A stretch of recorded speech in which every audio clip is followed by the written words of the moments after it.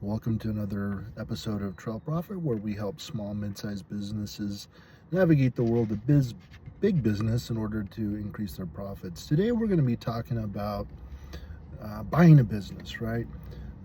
So you could start a business from scratch, or you could take over somebody's business that they're selling. So there's different ways in which you can do this, and this could be a super long video, but we're going to keep it pretty brief. If there's any point here that you want further explanation on, just put it in the comments and we'll try to get that taken care of. In the Jeep today, it's a beautiful day here, and we'll get started. So the first thing you want to consider when you're buying a business is the financial health of that business, right? Well, in order to determine the financial health of that business, you're going to have to go back and look at its history, right? A lot of businesses will give you a couple years business tax returns, P&Ls, balance sheets, things of that nature.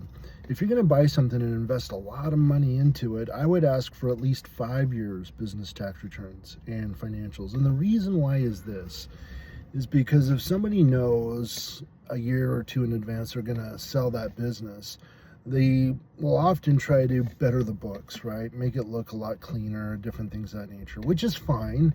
Not necessarily that they're trying to hide anything, but at the same token, a 5-year span, you'll be able to see different types of trends, different things that could potentially be going right and wrong in that business. So that that far back of a look back would really benefit you in determining the financial health of the business. So that's the first thing. In addition to that, actually, you'd want to just make sure you're looking at overall cash flow for the business, right? Is it consistent? Is it seasonal? Is it trending up? Is it trending down? What's going on with that? Additionally, something too you want to consider when you're talking about the financial health of a business is their debts, right? Find out if there's any hidden debt. And what I mean by that is there tax liens out there? Is there a potential lawsuit that's why they're selling, because they need to get away from that? So there's a lot of things that you need to be looking into before you sign that contract, right, to buy that business. Another thing about financial health you'll want to consider too is concentration issues. And what I mean by concentration issues, let's just say this business that you're buying has maybe 1 or 2 large clients, right? And a bunch of little ones. But if for some reason those large clients were to go away when you bought that business, that could really put you in a bind and put you in a hole cash flow wise, financial health wise. And so you'd want to determine to say, hey, does this business have a bunch of customers, or is it concentrated on just a couple of key ones, right? And so that's going to be really the second factor that you'd really want to look into, besides financial health, is that concentration issues that are potentially there. And if they're not there, great. They have a well-rounded business with a lot, big clientele, even better for you. Our third thing that we're going to talk about here today is the business valuation. And so this is going to comprise 2 things. Specifically, how did they value their business? What did they use? Did they use multiples of EBITDA? Did they use inventory values? Did they account for blue sky and how much blue sky? Owner equity.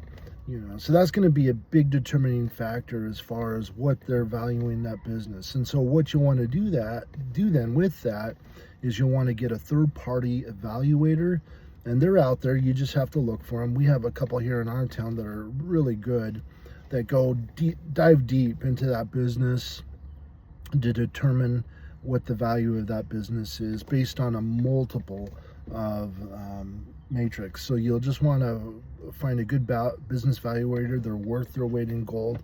So just be keen on that and finding a good one. Spend the money to find a good one, because there's a lot of them out there that are online that are doing them now, and I just don't know if they can go deep into a business to give you what the true value of a business would be. So just be cautious there. Our fourth thing that we really want to look at when deciding whether or not to buy a business is looking at the contracts, right? Every contract that's out there, whether it be vendors, clients, employee contracts, do they have the proper permitting, the proper licenses? Is there IP, intellectual property that needs to be taking into consideration, trademarks, whatever contract there is, make sure you understand them and make sure that you're comfortable with what you might be inheriting. The fifth point that we're going to talk about here today is basically who runs the company. Are there a few key people? Is the owner in the business day by day that he needs to be there on a daily basis? So who's running that company? If the company gets sold, will that business owner stay a while, help you get up and running yourselves? Are there key people that if you bought the business, they're going to be gone, they're going to leave? And so you need to determine that and make sure that you're comfortable with day-to-day operations, that they won't suffer when you take ownership day one. The sixth thing that we're going to talk about here today is called due diligence, right? Inspect everything, whether that's inspecting inventory, equipment, the website. If you can, if they'll let you, talk to clients, key clients, talk to the employees, talk to vendors. Just make sure and have a good set of questions that you want to determine, about that business, and ask those questions so that way your due diligence is sound and excuse me, your due diligence is sound and you feel comfortable taking over this business, right? And paying probably a good portion, a chunk of money in order to do that. So just looking over my notes here, just get an attorney, make sure, when your due diligence, the attorney's involved, that business valuator, make sure they're involved. And then lastly, something that you just need to consider when you buy somebody else's business is, can you see yourself day to day just operating that thing? Sun up, sun down, is that now going to be you on a daily basis? So just something to consider. If it's something that you're passionate about, that's going to be easy. If you're just looking for a paycheck, that could be a little bit tougher, right? And so those are just some things to consider when potentially buying a business. I hope you enjoyed today's video. If so, give it a like, subscribe to the channel, and then if you want any clarifications or have any other questions, please put them in the comments below. But we'll talk to you guys on the next episode. Thank you.